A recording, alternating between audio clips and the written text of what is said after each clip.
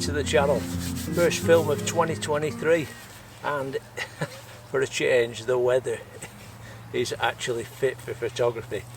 It's been awful, it's been absolutely terrible. It's been so, well, you'll know, especially if you're over in the UK watching this, the weather's been bad recently, last few weeks.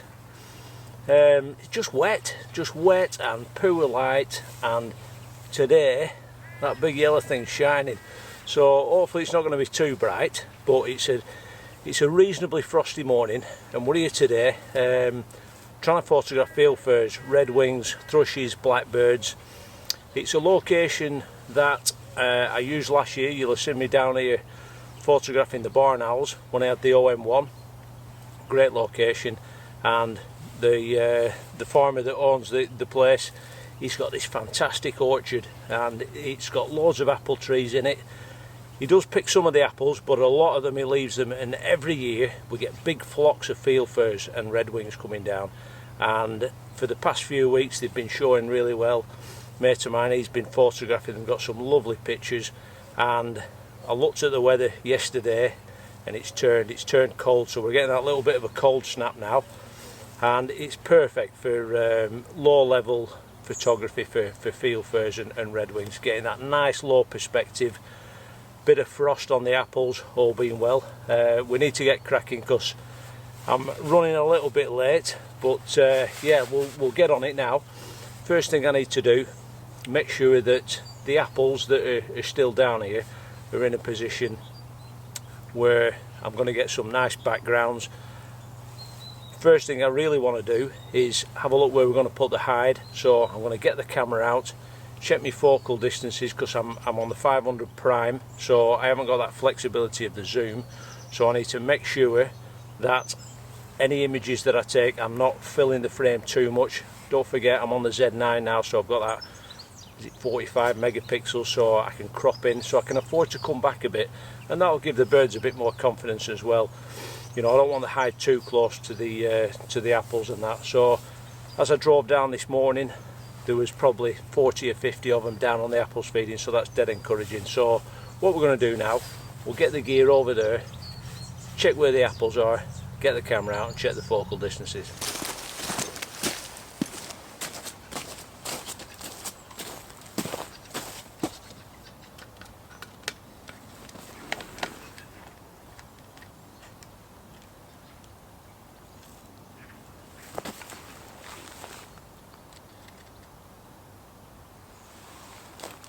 Okay, so I'll pick this position here. Got the sun behind me there, shining onto quite a nice group of apples. That's where I saw them when I came down. There's apples all over the place, but there's a nice concentration there. I brought the V6 hide with me. Now, the V6 with I was going to bring the hockey down, but there's no point lying down if I don't need to. I haven't got the options with the hockey ground hide. You lead down, that's it, end of story. With the V6 I've got the two options. I can either lie down to get that really low perspective, or I can sit up in it as well. So I brought the chair, and it gives me the option. I've got the extension piece on the back as well, so if I want to I can just move the chair back, stretch out, you have a bit more room. It's a lot more comfortable in the V6. So this position here, I'm about 22 meters away, maybe a little bit less, 20 meters. It's giving me a nice perspective. I've got a little bit of a mound at the back, so I've got that. I'll get that nice blurred out background, really take advantage of this f4. I'm trying to use this tree as a little bit of cover. I'm not completely out in the open, completely exposed, so I'll just set it up here. Any birds come from that way, I'm kind of disguised a bit. They're used to hides on here. A mate of mine, he's usually got 2 photography hides set up, so they're not too twitchy. If it was a completely, you know, new location, I'd probably be using the hockey, you know, keeping as low as possible. But we'll give it a go with the V6. So we'll get that set up now, and I'll show you the options, whether we're going to get it set up on the tripod or whether we're going to go low down.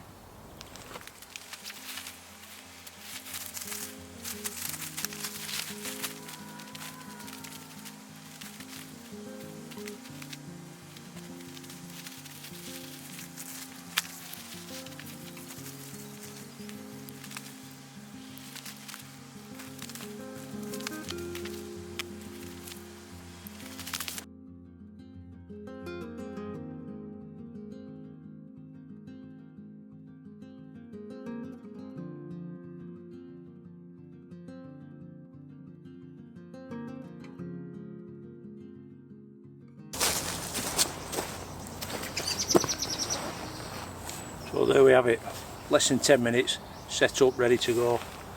Like I was saying, this is the side of the hide. This is where I'm going to be getting in at this side.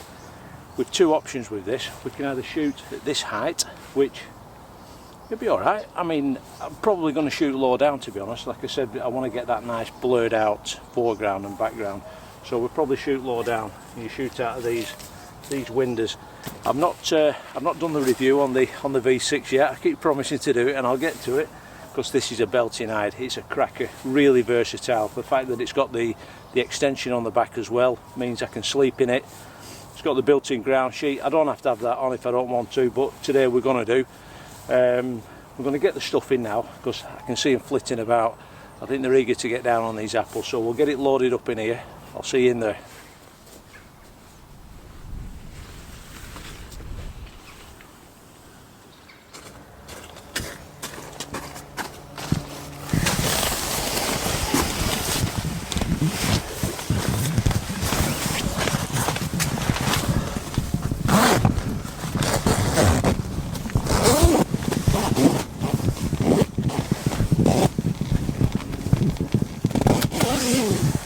There we go. Right, let's get organised.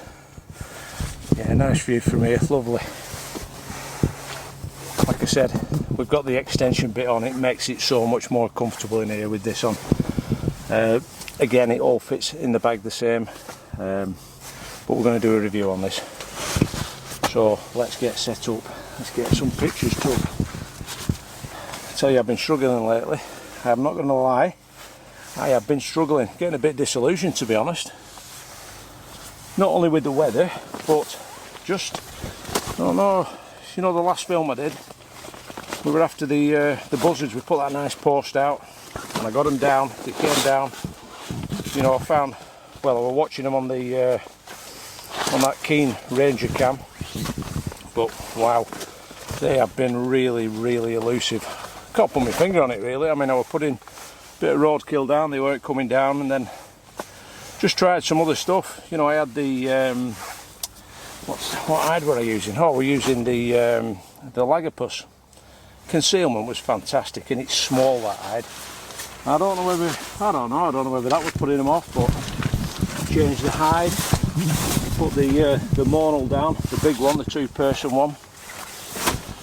Still, every time I was going down when it was completely dark, and they were, I was seeing them, but I don't know, they were just reluctant to come down.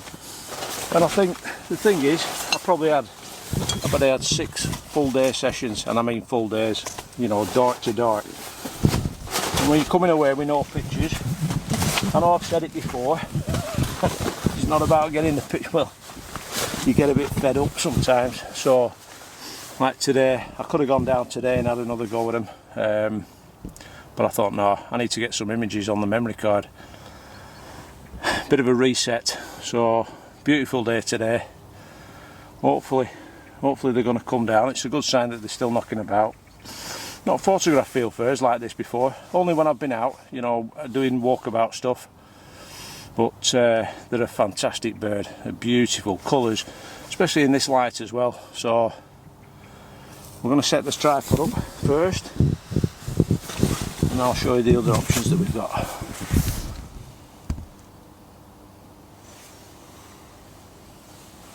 Okay, so we're all we're all set up. Typically, you'd come in behind me. There's about 40 of them feeding on another pile of apples. They're in the shade. That's not where I wanted them. I want a bit of light on them, you know, to really show off them lovely colours. So that's the problem with a setup like this, or with an orchard like this, where none of the apples are picked up. They're everywhere. Now, if it was somewhere, you know, where they pick the apples up and I was bringing them in, maybe a big bag of them, I would isolate them to one area, so they're going to come in. That's the gamble with this. They're literally everywhere, and I can't rake them up because they've all gone mushy. So it's what it is, isn't it? You know, we'll persevere, stick it out. Hopefully they'll come down where I want them.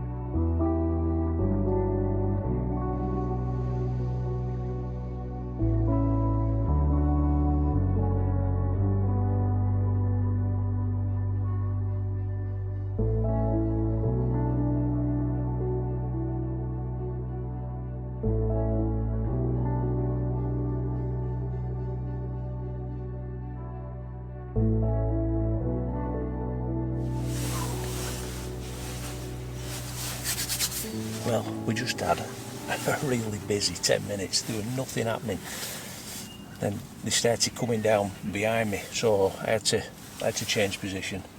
It was a gamble, really. I was hoping that they didn't spot me moving my stuff around, but I managed to get some shots out of this little side window.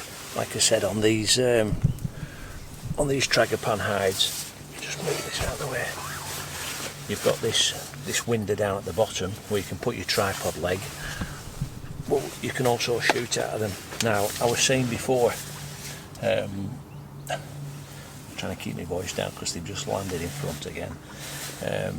As I was saying before, there's a few different techniques that you can use when you're shooting low down. I brought my beanbags with me, so I've been using this one. That's the little raven one. Where's the other one? That's the woodcock one. Now, I've been utilising I made this. I don't know if you've seen it before, to be honest. And it's just an old frying pan. Now, they generally use them the other way around, but I put it that way, and there's like a bolt, if you will, and there you can see it there. So that's threaded, and that screws into me video head. Now I use these Manfrotto video heads. I've got a couple of them. One's smaller than the other. There's a 500 and a 502 I think it is. What if I want to shoot low down on my video head, I'll utilise a beanbag. So I'll just put the beanbag on the deck, and then there we go, and then sit that on there, and then it still turns, because that bolt kind of makes an impression in the beanbag, and then I've still got the use of the video head, so I can spin it like that, and then I can also use that. And it's quite a stable platform. It works really well, you know, because I do, you know, quite a lot of video. I need the camera on the video head really, but you can use it with the you know, the beanbags. You can put these on the side if you want and utilise it that way. Another great little tripod for doing this kind of stuff. This is the iFootage one. I have another one as well, but dead stable platform. And again, that's the 500 video head, not quite as big as the 502, but again, you know, you've got a rock steady platform, and it's great for doing video work as well. So the moving even closer, I'm going to have to be really careful here. So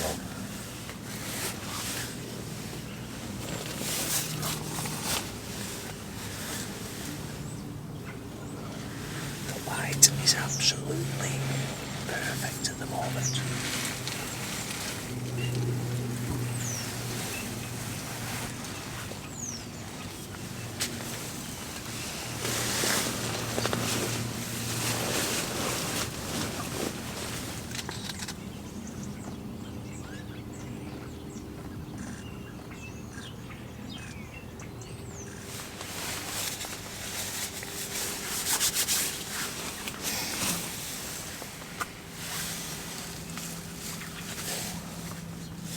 Time for a brew, I think. I've only been here an hour and a half, and I've got some belters, some absolute crackers. Well, I'm hoping I have. They look alright on back at camera though. So I'm just glad I've got some pictures. I mean, I know I've said it before, like, it's not all about the photos and it's just about getting out there, but wow, when you've had, you know, a row of blank sessions, it gets a bit wearing. It starts knocking your confidence a bit. I mean, I've had a few do's with the road deer, some lovely road deer about at the moment, and I'm going to try and get out it morning, I think. Hopefully it's going to still be cold, but yeah, other morning I saw 10 of them, just in the, you know, where I photographed the buzzards. There were 10 altogether in a big, you know, big herd of them. I've never seen that many around there, to be honest. And there were 2. Well, I think there's 3 bucks, but there's 2 that are, you know, at least a 2 or 3 year old, and their antlers are in velvet at the moment. So I managed to get a few pictures lately. I'll stick one of them up now. And I was just having a wander out woods, you know, trying this new 500 out on the Z9. And it was I just went over this mound, and it was just there, this buck. It was a lovely picture. So I'm going to I'll try and do a film and just show you how I go about photographing the roe deer in the winter woods, because it's hard, because there's no foliage in that. So that's hopefully one we'll bring you next week. Yeah, but just blank sessions, you know. I don't want to keep putting films out where I'm not getting pictures, so that'll soon wear a bit thin, won't it? But it's just great. It's great to get out. The weather's makes you feel good, doesn't it, when sun comes out, and you get just dry weather. Dry weather's fantastic. That's you know, I know you can get some nice atmospheric shots in the rain, but yeah, I've had enough of rain, to be honest. But going to try and get up Scotland if I can in the next few weeks. There's a bit of snow about. Well, there's quite a lot of snow about up round Glenshea in that area, the ski areas. I'll try and get some mountain air pictures. But yeah, good to get some pictures in the bag.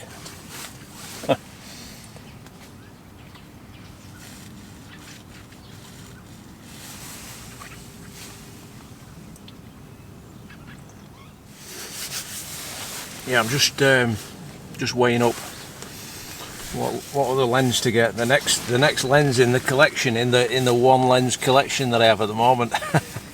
It's a little bit restrictive at the moment because I've only got the 500 f4, and just give me a few more options, you know. I mean,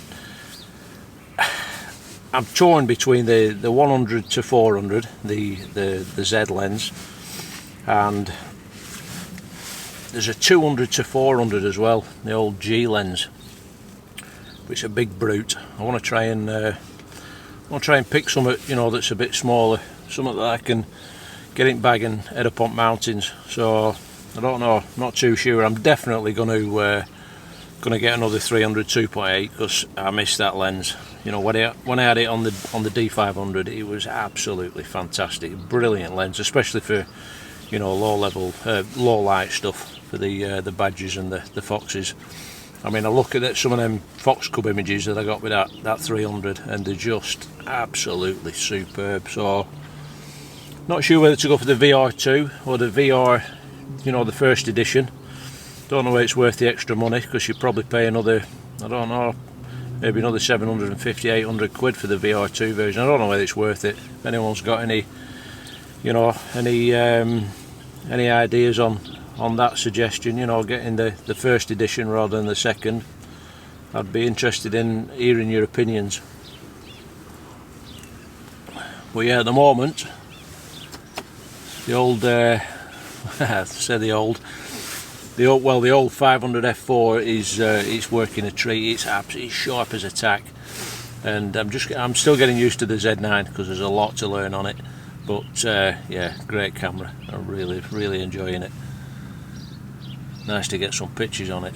But yeah, I put I don't know if you can see on here, I got a cage. I got the small rig cage, because I mean, I've mentioned it before, you know, looking after your gear. Squirrel just shot past. Yeah, I mean, you know, you end up putting them down in muck and on rocks and all that kind of stuff, and you know, they get bashed about. So for the sake of, I think it was about, don't quote me on this, about 80 quid, something like that, but it completely surrounds the whole camera body. You know, if you hit that into something, it's just going to protect it, so it's well worth it. You know, you're looking at £4.5 to £5 grand camera, aren't you? You know, for the sake of that, it's daft not to. Oh, they're all back now. They've all come back. I'll try and show you little. I've got my little action cam here. We'll just bob this outside.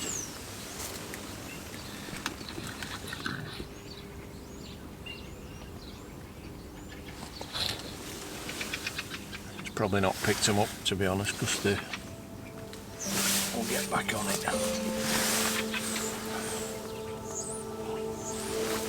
Wow, beautiful light.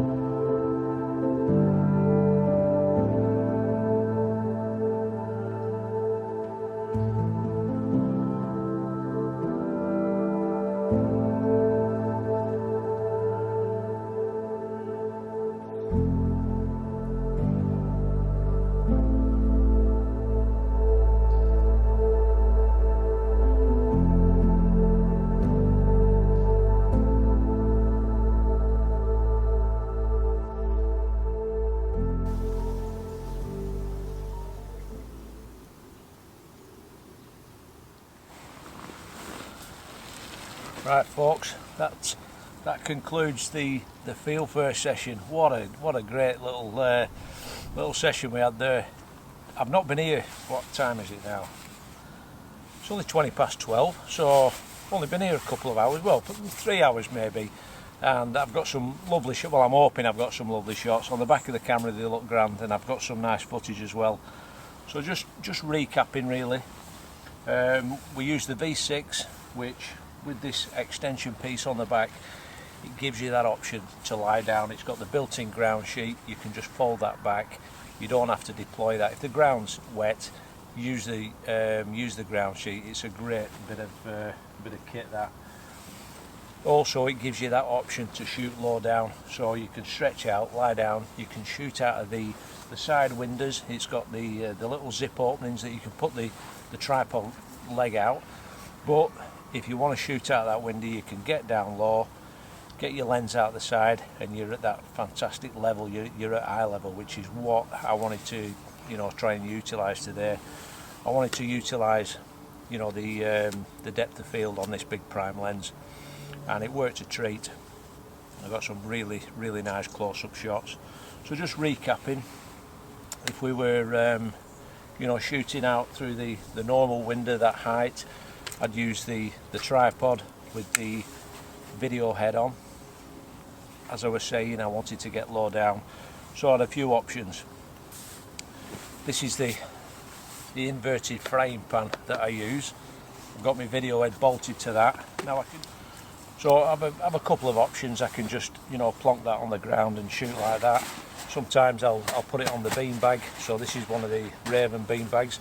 If you haven't watched the channel before, I make these myself and sell them on, there's a link in the description to the Etsy shop. So that's the Raven beanbag. I can just put that down, plonk that on there, and it gives me a little bit more movement on the beanbag.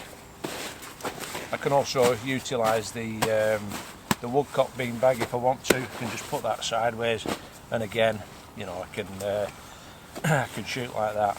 Or if I just want to use the beanbag, I can plonk that on there, take the camera off, whiz this foot round, and then I can get even lower down. Not as good for doing video work. I like them on the video head when I'm, you know, to get that stability. But these are great, you know, for getting that really low down perspective. That's the woodcock, and that's the snipe, slightly different colour but same design. And last but not least, I've got the small tripod, little compact tripod. This is the iFootage one. Folds down to next to nothing really, and this is the MVH 500, I think, the Manfrotto video head. So again, fantastic, really stable platform, and I can just whiz that on there, and there we have it. You don't quite get as low down because you've got that extra height, but again, really good for doing video work. So they're the options I use when I want to shoot low down. So that's it guys, that's it for this one. Thanks very much for watching. Glad to get a film in the bag for 2023. Hopefully plenty more to come. Thanks very much for the support. If you've liked it, give us a thumbs up. If you haven't subscribed, it really helps the channel out if you subscribe. And yeah, thanks for watching, and we'll see you on the next one.